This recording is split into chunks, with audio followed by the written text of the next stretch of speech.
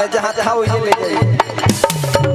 बाबा हिंदी सॉन्ग रहे कि हमें तो लूट लिया मिल के हुस्न वालों ने, गोरे गोरे गालों ने, काले काले बालों। लेकिन जब चैत के दिन आई तो जानते लोग हमारे से का कह बोलो। निशु भैया गौर करो, चैत होता चैत के दिन आई तब कह बोलो। आई कब कही है? अरे कि चैत के लहरावा चलो कभी अजी गेहूं में, ये तारा से उम्मीदें रहे। अरे चैत के लहरावा, अरे चलो प्रियंका जी गेहूं में, देसी लेगी नहीं हम गेहूं में जाए लगलू बने कौने का बता चैत के लहरावा चलो कभी गेहूं में, अरे मजा आई गेहूं में, लजई पुन गेहूं में।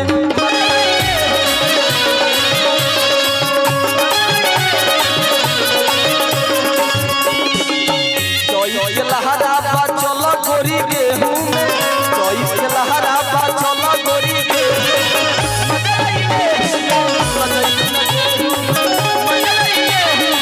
लजई पुन गेहूं में। अब गुरुजी आगे बढ़े, हमारा डर लगता। आई एम विक्की भैया कहाँ गुरुजी लेता रहो।